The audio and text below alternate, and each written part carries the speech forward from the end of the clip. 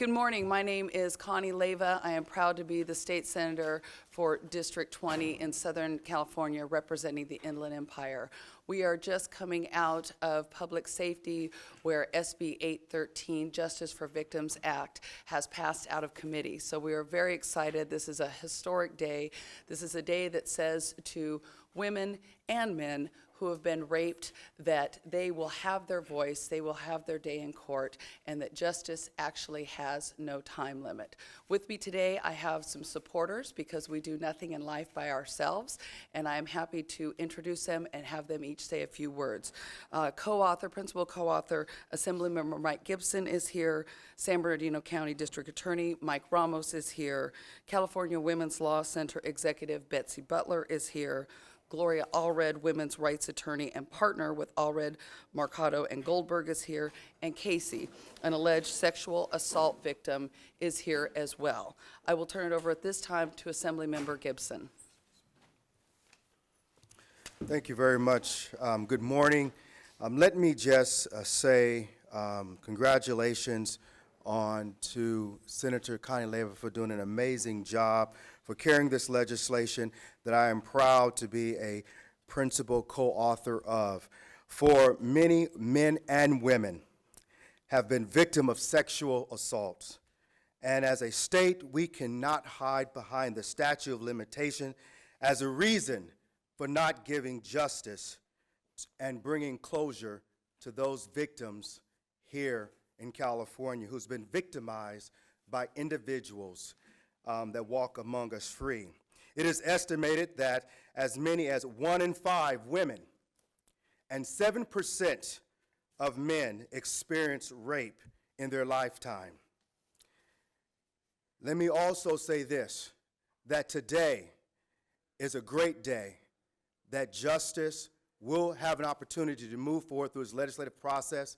I am proud to be one of the principal co-authors of this bill.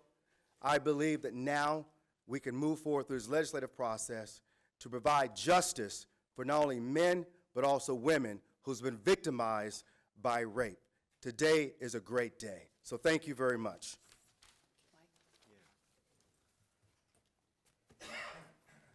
Thank you.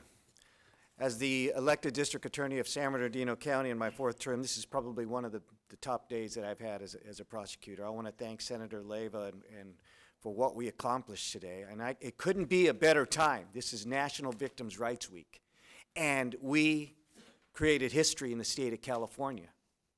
And for me as a prosecutor, it really fills my heart that I no longer have to look at a rape victim because time has lapsed and say to them, we can't file your case. I'm going to be able to seek justice now for those that have been sexually assaulted, raped, some of the worst crimes that you can think of, to our human beings, whether you're a woman or a young man that has been raped. I want to thank again the senators, the Public Safety Committee, but the fight's not over, and I'm willing to go and be here every day if necessary to make sure this gets done. The Senator, you hold me to that. I will. Thank you very much.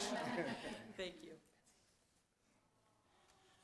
Good afternoon, and I'm delighted that we did get through committee today. I'm Betsy Butler with the California Women's Law Center. I'm their executive director, and we talk to women all the time who just simply aren't ready to come forward within a 10-year period of time or a 12-year period of time, and sometimes need decades to be able to feel comfortable to talk about a rape that happened. And so we're delighted to be co-sponsors of this bill.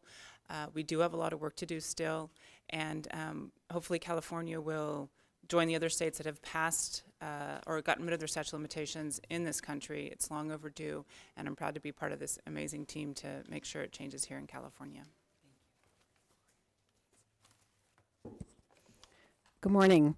I'm attorney Gloria Allred, and I'm a partner in the law firm of Allred, Morocco, and Goldberg, also the president of the Women's Equal Rights Legal Defense and Education Fund.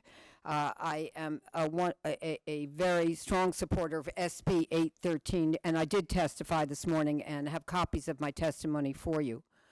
One point that I would like to make that I did not have an opportunity to make this morning, because I felt that it was important to hear from all of the survivors and the victims, and I'm so proud of them and their courage in testifying, was that among the 30 accusers of Bill Cosby, whom I represent, I have one lawsuit, and that's on behalf of Judy Huth, who alleges she was 15 years old when she became the victim of sexual misconduct by Mr. Cosby.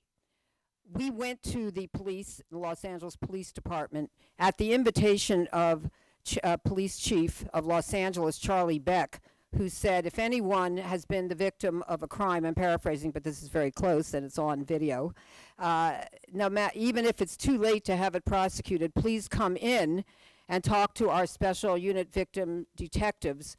They would like to know what is being alleged to have happened in our area so they can be aware. And so I did bring Ms. Huth in to meet with two special victims detectives for 45 minutes.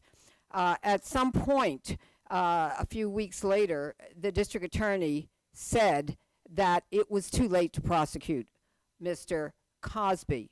In other words, there was no decision on the merits as to the evidence, whether it was there or lacking, but simply on the arbitrary time period set by law in California. Too late.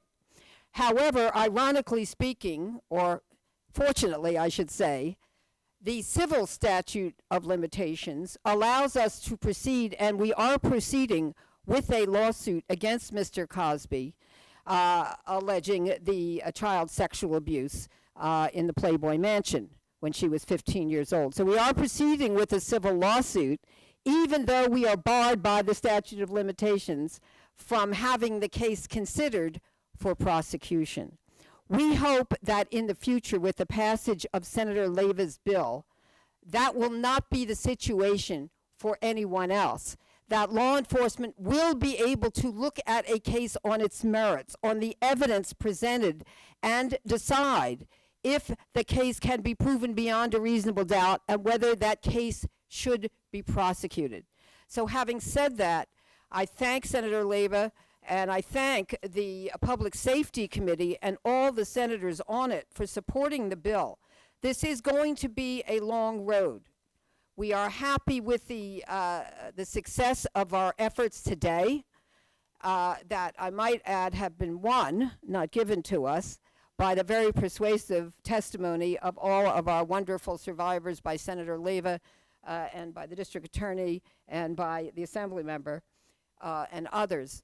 But we still have to get through the other committees, the floor. We still have to get it signed into law.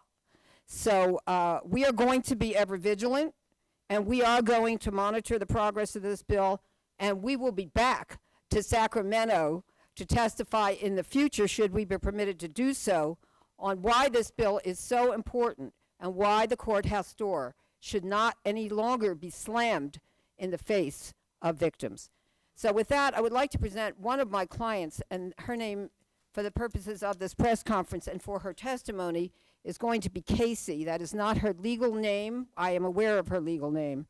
But she alleges that she is a survivor of Mr. Cosby, and that the wrong that she alleges took place right here in California, but that it's too late for anything to be done about it. Casey. Thank you. Good morning. I want to identify myself here in this way. I worked for the William Morris Agency for 6.5 years. During that time, I was an assistant to Bill Cosby's personal appearance agent, whose name was Tom Ilias. Mr. Cosby and I had a professional relationship that in time began to take a more, he began to take a more personal interest in my life in the form of mentorship. He met my family members more than once, and he became more like a favorite uncle to me. I now think of myself as having been groomed for what was to take place in 1996 when I was sexually assaulted by Bill Cosby in Bel Air, California. Some of the details of the assault were made public at a press conference when I first came forward with 2 other brave Cosby survivors in January 2015. And some of the other survivors are here today, and I'm so grateful and encouraged by their presence here. I am but one of 50+ women who came forward against Bill Cosby as victims of sexual assault and rape, and I know firsthand the amount of courage and bravery it takes for victims to step forward and speak their truth, even amidst hateful and horrific ridicule and scorn. And were it not for the bravery and courage of the women who came forward before me, I don't know that I would ever have been able to come forward and speak my truth. I can attest to the fact that once the act committed against one's physical body is over, there is just beginning a body of pain. The psychological and emotional damage done to me was immeasurable. It seeped in and permeated every aspect of my life. Victims of sexual assault and rape suffer deeply with an internal pain, shame, and a powerless level of humiliation. And for some like me, a self-imposed isolation. After being sexually assaulted, I slowly became a shell of my former self. My light was dimmed, my world shrank, and I lived a much smaller and diminished life with an unhealthy and fearful paranoia. The after effects of sexual assault have long and far-reaching tentacles that have squeezed and suppressed my spirit. I dare say it has irrevocably changed the trajectory of my life. And there is no statute of limitation on the devastating effects I have endured for 2 decades. Today, I would want to encourage victims of sexual assault and rape to come forward, speak out, and seek justice sooner rather than later. However, I understand those for whom it may take a decade and 1 day or longer to muster the strength and courage needed to take that kind of action. They deserve to be afforded the opportunity to seek and potentially find justice against the perpetrators of these criminal acts. And where I once felt powerless, today I feel empowered to lend my support for the Justice for Victims Act carried by Senator Connie Leyva. Senator Leyva, please accept my heartfelt thanks and appreciation for bringing SB813 before the Public Safety Committee this morning. Thank you to all who are here, the district attorney, all who are here in support.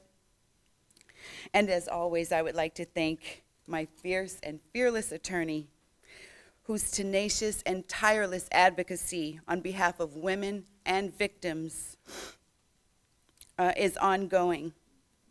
And again, to the other women, the other Cosby survivors with whom I have a sisterhood and solidarity.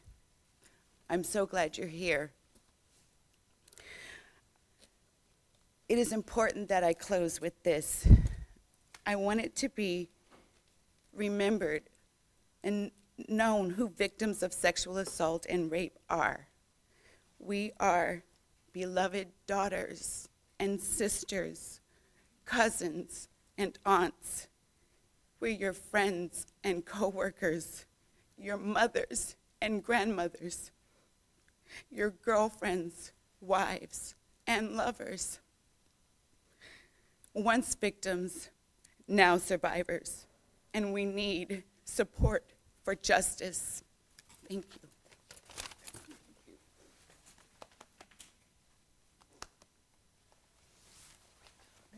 Great job. Great job. I want to thank Casey and everyone who's here today. I want to thank all the survivors that are here and all the survivors that spoke in the committee hearing today. Today is a very exciting day. It's the first step. We have a long way to go, but I would remind people that sometimes people are murdered by accident. No one is raped by accident. So we are moving forward, and we'd like to open up for questions now. All right, if there are no questions, I would thank all of you for being here. Thank all of my supporters here. Can't do it alone, and let's onward ho and justice we go. 3 cheers for Senator Leyva. Hip, hip, hooray!